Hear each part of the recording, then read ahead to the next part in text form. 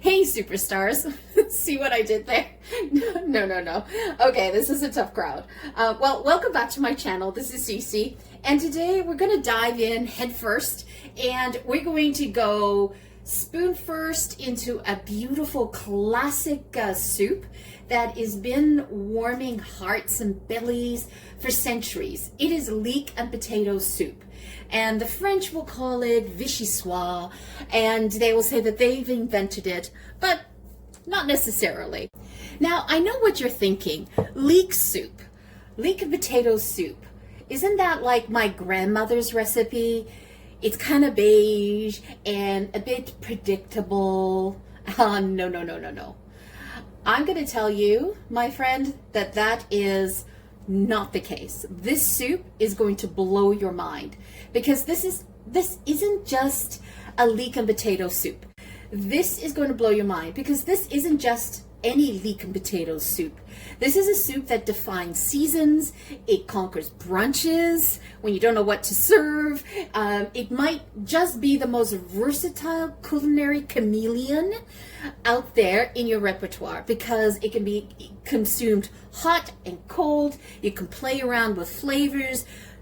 You can roast it, you cannot. There's so many things that you can do with this. But before we get into the magic of this soup, if you can indulge me, this soup has roots older than my questionable fashion choices in the 1990s. Let me tell you, it is humble. It has humble ingredients, but the combination of the leeks and the potato has been a culinary staple like for generations, and particularly in northern Europe. Like think Ireland, Scotland, Wales, places like that, right? Where a good hearty bowl of something warm was less a luxury than a necessity. It was survival. It was their survival strategy to staying warm against that brisk weather, right? So the leek itself has been cultivated for thousands of years, right? It's even been revered in ancient Egypt. I wonder if Cleopatra probably had her favorite leek guy. Who knows? Anyway, but the potatoes weren't introduced to Europe until the 16th century. So that's something to keep in mind. But once they came to Europe, they took to the soil like I indulged myself in a fresh batch of cookies. So leek and potatoes are a dynamic duo, absolutely dynamic, and it's just a match made in heaven. Oh, to use an old Marvel comic thing, think of this as the Batman to the Robin type of thing. All right, let me take you through what's on the board here. As I said, it's a very simple soup. Right, let's talk ingredients. We'll keep it really simple. It's classic and it's absolutely delicious. So you're going to need 8 cups of well-cleaned leeks, and you just want to dice them, cut them in half moons. You want 1 whole onion, and you don't have to be precise with your chops.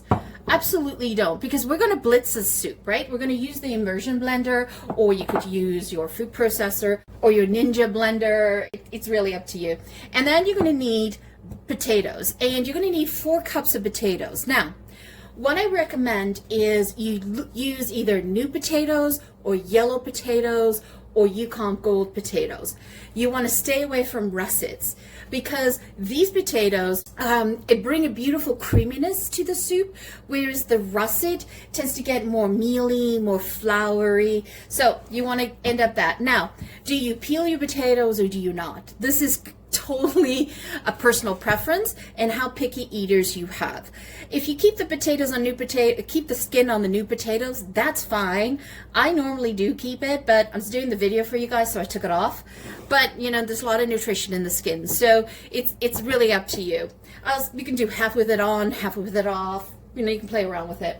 And you're going to need some butter.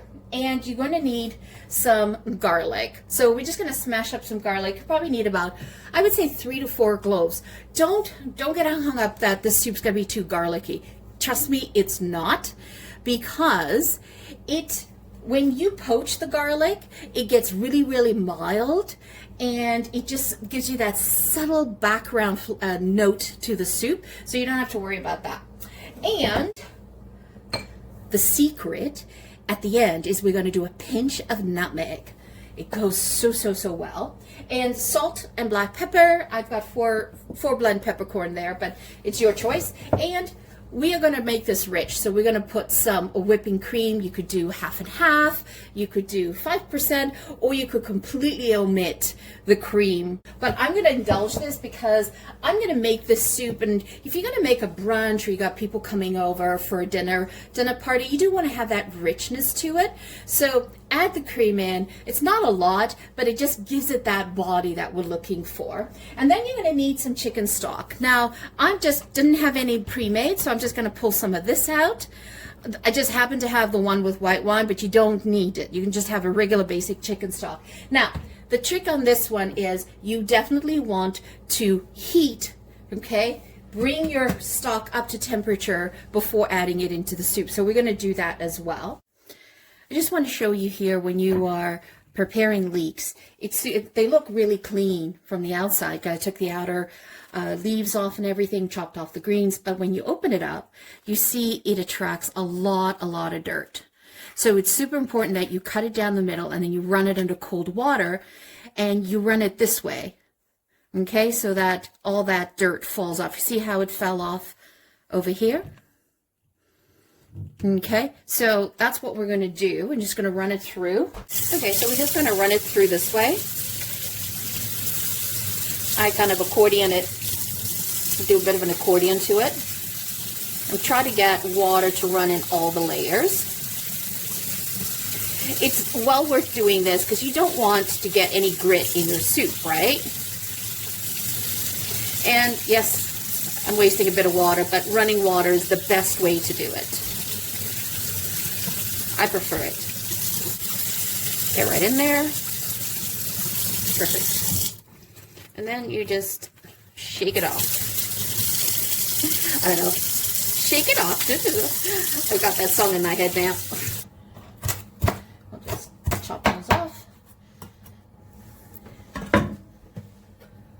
Now, one of the things that I like to do when I'm trying to make soups, especially if I'm giving you guys some recipes, it really annoys me when they say, oh, you need 2 leeks. But there's so many different size leeks. There's big ones, there's small ones, like you just saw. Like I had a small one. Now look at this massive one, right? So how do you measure that, right? And that goes, the same thing that goes with, you know, they say, oh, you need like 2 pounds of potatoes or a pound of potatoes. What is that? You know, and so instead of going out and measuring or weighing all of that, what I did is I like to give it to you in cup size format. So you know you're going to need about 4.5 cups of diced potatoes, right?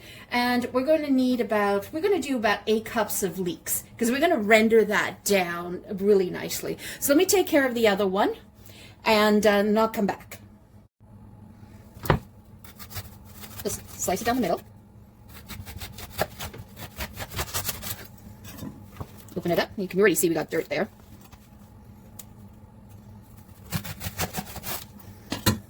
No, this one's not as bad as the other little one was. All right, let me rinse it and we'll be right back. And then we are going to blitz the soup. So you don't have to have a perfect cut. I'm just cutting them in half moons, and the reason why I'm trying to get them cut a little bit smaller, like thinner, just so that it can cook faster. And this soup is supposed to be kind of like a yellow beigey type. So I minimize the amount of leek that I use, right? All that dark green at the top. I basically save those leaves and I use them for stocks. I use them for when I'm making roasts. They have amazing flavor. That really spring-like onion flavor, and the dark greens. And this is a mixture of soft shallots and sweetness to it. I don't know how to explain leeks. I just love it. Okay, so it's halfway, so I'm going to add in the garlic now. All I did was smash it and cut it in half, because remember, we're going to be blitzing this, and I didn't want to add the onion too early on, because I don't want to burn the onion, right? So it's gonna start sort of flavoring everything here. Now we're gonna add in the potatoes. And just cook that down a little bit before we add in the stock. Try to get that all sort of incorporated, mixed in together. Okay, so now we're going to add in some of the stock that I have been heating on the side here. And now it's important that we heat our stock up because we're adding it to a hot dish. And if I had added a cold one in here, it would change the temperature of what we've baked cooking here, and then it would have to start all over again. So you want to put the same temperature into the soup or into the vegetables, and it also helps make the soup faster. Now, the trick about making a leek and potato soup is you want to control how much liquid you add to your soup, because there's nothing worse than a leek and potato soup that is super liquidy, right? Because we're not adding in flour to thicken this at all. We're using the potato to help thicken it. And what I like to do is I like to keep my stock just covering over the tops of the potatoes and the leeks. I don't want it to be, you know, somewhere up here, like sitting up on top. So that's why I found like just that one carton of chicken stock works wonderfully with the measurements that I gave you. And you'll see that the rest of this, it looks like a little bit too much, but that's okay because that's going to steam off as we're steaming this up. That'll sort of bubble out, just evaporate, and we'll have the right amount. And then we can always adjust it later with some more stock or some more water, or if you want, you could put a little bit of wine. It's your choice. So now we're just going to simmer this down. And we want to simmer this down, and you want to get the potatoes fork tender, almost like you can go in and you can press it, and it's ready to go, ready for mashing. So I'm going to turn this down to just a little lower, a little higher than a simmer. Let the bloop, bloop, bloop. That's what we're looking for. We're looking for all these little bloops. Just let it go. Okay, so let's get the soup blitzing away. Let's make this into leek and potato soup or vichyssoise. Oh, doesn't that look lovely? Look at that. Smells good. Okay, so now we're going to blitz the soup.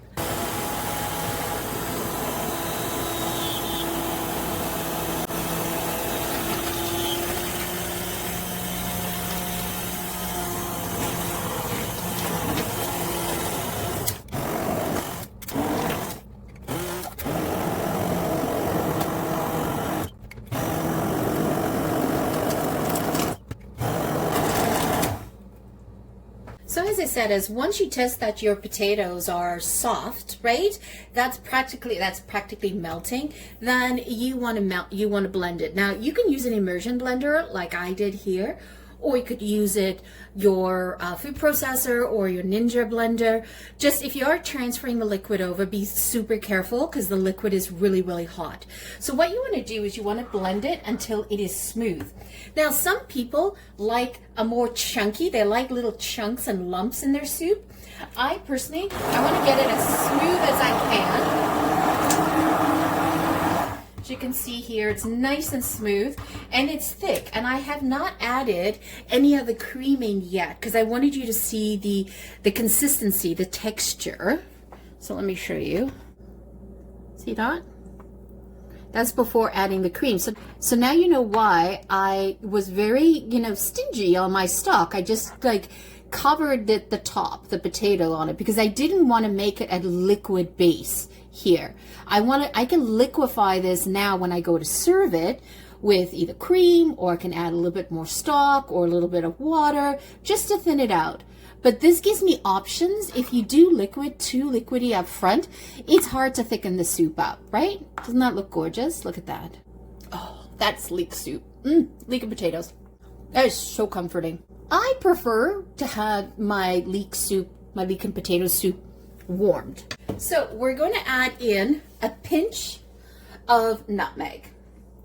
And when you're tasting the soup, you want to make sure that you taste for salt, you taste for pepper, for seasonings. And you want to do it you want to test the seasoning that the way you like it. That's the most important part. How do you like it, right? That's key thing. I was looking for this one.